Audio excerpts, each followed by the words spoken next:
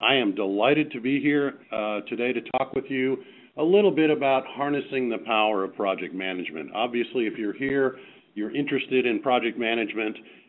Project management may be your current career path, or you may be interested in getting involved in project management. And certainly the things that we're going to talk about today will all support all of those things.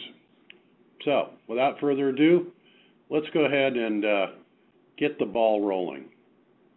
So, harnessing the power of project management. Well, that happens to be the title of my latest book. So I'm going to talk a little bit about what's in the book today, so that we have a formulation of the discussion about project management. But when I wrote this particular book, as mentioned earlier, this was my 5th book, and my 6th is about to come out. I've certainly written enough books on the mechanics of project management. I wanted to write something that was just a little bit different, that was not simply about writing a schedule or developing, a risk management plan, etc., earned value or whatever. We've written enough books about that. There certainly are quite a few books on the market today on the mechanics of project management.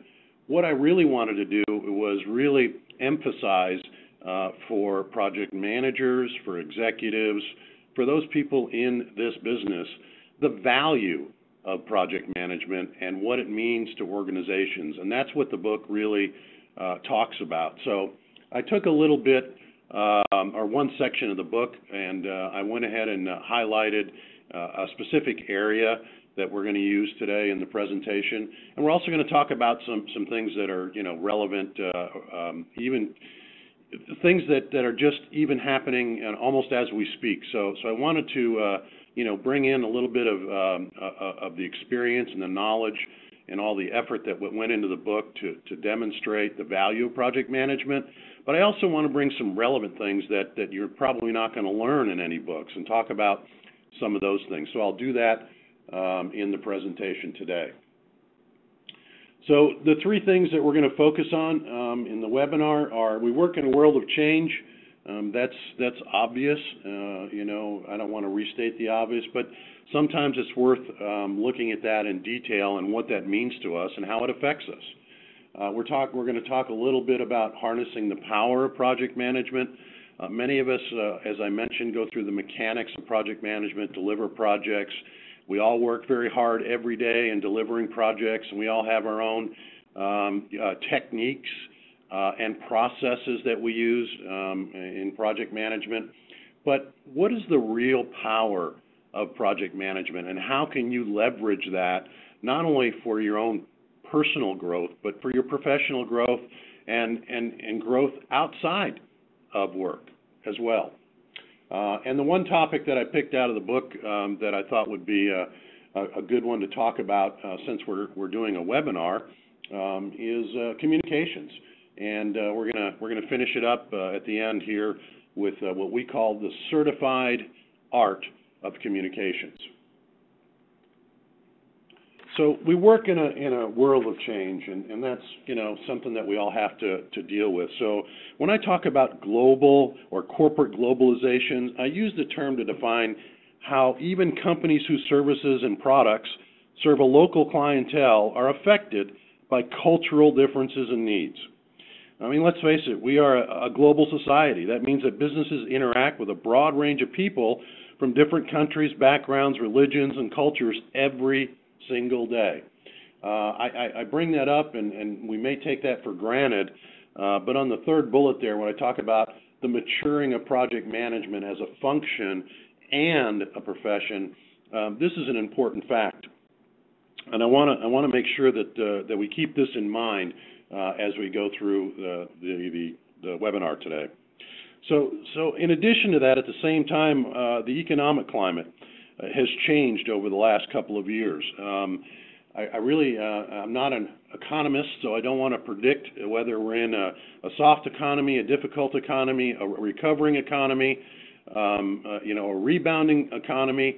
I like to keep it positive and to think that the economy is moving in a positive direction, which just is something that we all want, but let's face it, depending on where you are and which part of the world and what industry you're in, so on and so forth, the last couple of years have been a little challenging. So the economy itself has changed, and that changes a lot of things. It increases our demand on efficiencies. We have to do more with less. There's been a lot more mergers and acquisitions. Many of us have the same parking space that we've had for 5 or 6 or 10 years. However, the name on our paycheck has changed 4 different times because of mergers and acquisitions. We've all been through it. If you haven't, you probably will at some point in your career. And those present some interesting challenges that we need to be aware of. Additionally, you have a different team environment. And I want to just talk about that just for a second. And the thing about team environments, this is very fascinating as a instructor. I always ask, or many times I ask, whether I'm giving a keynote address or addressing a large forum, and it doesn't matter if you're project managers or if you're executives, if you're leaders, if you're business analysts, it doesn't matter. The question's the same. How many of you are working on a virtual team? And I usually get hands come up in the room. I don't know, probably 70, 80% of the people in the room raise their hand and say, I'm working on a virtual team, which can be expected. There's nothing spectacular about that. But my follow-up question is, how many of you have been trained in virtual communications and virtual teaming and things that are important to understand how to interact in a virtual team? And this is where I get that disparity. I ask the people to drop their hands, ask them to keep it up if they're working on a virtual team, and then drop their hands so people can see around the room. How many people have not been trained in virtual teaming and virtual communications and the value of that in today's business environment? For some reason, organizations today believe that it's that if you're in the work environment today, you understand inherently how to interact with people in a virtual team.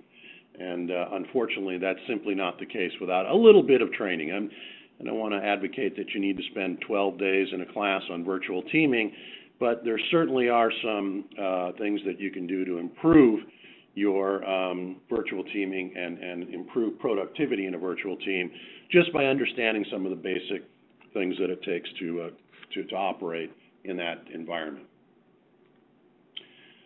So for today, we're going to look at 3 things. Part 1, getting the most from project management. Part 2, getting the most from your people. And Part 3, giving the most to your customers. I'm going to give you an overview of each primary section of the book. The book's really broken down into 3 areas. Those are it. We'll dig into the one and the specific topic about communications a little bit later in the presentation. But the book addresses in Part 1 how project managers and project management is the key to unlocking surprising levels of profitability in your organization or your company. Many people, for whatever reason, have been dragging the past couple of years the stigma of project management being a cost as opposed to something that can produce profit and revenue for organizations. We've felt that way for many years, and that's the way we deliver project management to our clients. We tell them and share with them the value of project management, not the cost of project management. And I really would like to believe that everyone, all the project managers that work in business today are thinking along those same lines, because let's face it, project management is the way business gets delivered. I mean, it does deliver business results. And business results is what managers